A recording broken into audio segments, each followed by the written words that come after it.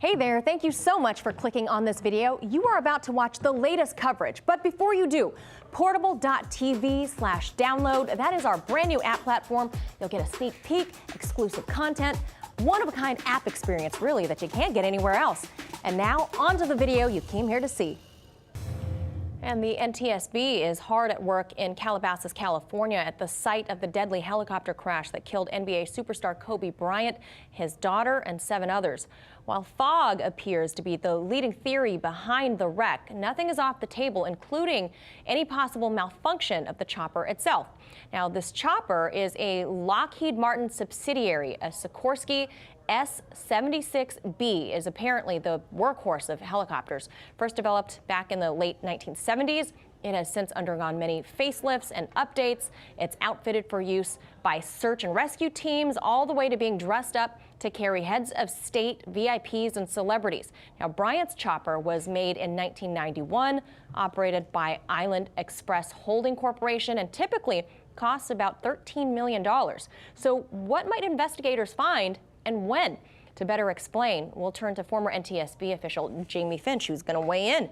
So Jamie, I know this is very early yet to make any real hard assumptions, but on Sunday, the fog in LA was so dense that the LAPD and the sheriffs both grounded all of their choppers.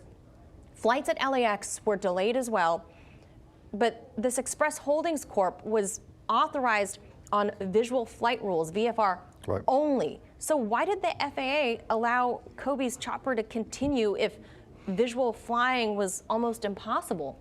Well, it's very interesting that you said that, because the VFR is what they were certified for, but they were looking for SVFR, which is Special Visual Flight Rules. And so they were looking for special clearance, and that's why they were flying around for about 15 minutes to get some clearance before they were allowed to continue on. But what that does is it allows the tower and the pilot to be in much closer contact with each other as they're flying along and helping them get out of that situation. Usually this happens, and these special visual flight rules are imposed whenever there's a pilot that has flown into some quickly changing weather. So yeah, we had read that they got some altitude, perhaps to try to clear the cloud cover, get away from the fog, maybe. Right, you're right. Get above the cloud cover, with the ceiling of the ceiling of the clouds. Get above the clouds or out of the clouds, so they could see and use visual flight rules again. Unfortunately, they didn't get up high enough. Oh boy! Now, Sikorsky, the company that makes these choppers for Lockheed, tweeted this on Sunday following the crash. They said, "We extend our sincerest condolences to all those affected by today's Sikorsky S-76B accident in Calabasas, California. We have been in contact with the NTSB and stand ready to provide assistance and support to the investigative authorities and our customer." So Jamie, what sort of information would the manufacturer need to provide to the NTSB? Well, the manufacturer and the operator, they're both going to be needing to provide to NTSB officials that are investigating the accident the flight certifications for their aircraft and for their operation. What kind of certificates do they hold? What was the pilot's training? What was the maintenance records for this aircraft? Were there any kind of problems that they'd have with the FAA, et cetera, in their records? Had they done any self-reporting of issues and so forth? And so they're going to be have to be an open book on what their records are and what they have been doing to that aircraft, who has been touching that aircraft, et cetera. Wow, so does the NTSB comb through these investigations with a fine-tooth comb? With a very fine-tooth comb. So they'll want to see everything from this company? Absolutely. Wow. And so the chopper has what the FAA calls this sterling safety record. I'm not sure what the bar is for that, but that's what they call it. It's even equipped with dual motors. So Jamie, if the investigation turns out that it was a problem or malfunction, or if it wasn't equipped with this thing called TAWS, the Terrain Avoidance Warning Systems, would that crash then be pinned on Lockheed or Sikorsky? Well, it's way too early to be starting to point fingers of who's going to be responsible. But yes, I mean, everyone is going to be looked at and see what their role was in this. Was there a manufacturing problem? Was there a manufacturing flaw? We don't know yet if there was a problem with the aircraft as far as a malfunction of the aircraft. all things that we're seeing so far look like they're pointing towards pilot error. But in those kind of situations, what we're seeing here is a pilot who has lost what is called spatial orientation. He's lost vision of the horizon, right.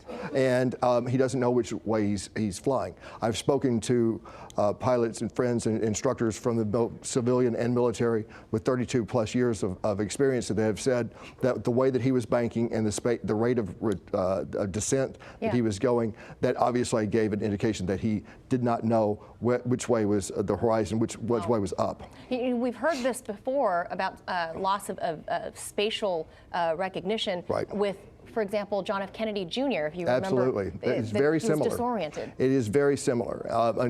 In that situation, John F. Kennedy Jr. was a new pilot, and he should not have been flying in these hazing. There were a lot of errors. But it's this exact same thing. Spatial disorientation can be a killer. And speaking of big names like John Kennedy Jr., given that the pilot himself on this chopper was a trainer on IFR, instrument flight rules, and had thousands of airtime in the books, but because he was flying a celebrity of Kobe Bryant stature, do you think pilots like him feel pressure to continue the flight even when it's not safe? Well, I think that it goes beyond just being a celebrity. Whenever you have a customer that you're flying somewhere and you've been held up and delayed because of a weather issue, or you're trying to get clearance and so forth, and you're now behind, there's a natural human tendency to just want to rush into police, and you are working for a customer. But from the pilots that I've spoken to, I mean, I know a pilot friend who flew Black Hawk for the Army. Wow. I mean, who sat down the commandant of the Marine Corps a mile away from their location, and because he could not visually see, and he set the helicopter down, and the commandant and his staff had to walk the last mile. Now, if you can be in the Army and you can stand up to something like that, there's a lot of. But my point is, there's a lot of pressure that comes at the pilot to get them on their to their destination. But the ultimate safety decision comes from the pilot. It does, and that's the sad part here. The pilot was no pilot is wanting to crash, and he was trying to do a good job. But it's very sad. It's a tragic situation here, not just with Kobe Bryant and his daughter, but also all the other family members, and including the pilot. And our thoughts and prayers go out to them, and condolences to their friends and families. Yeah, but ultimately it's up to the pilot, as your friend's example there. We have to leave it right there. Jamie Finch, always appreciate your expertise on sad subjects like this. Thank you.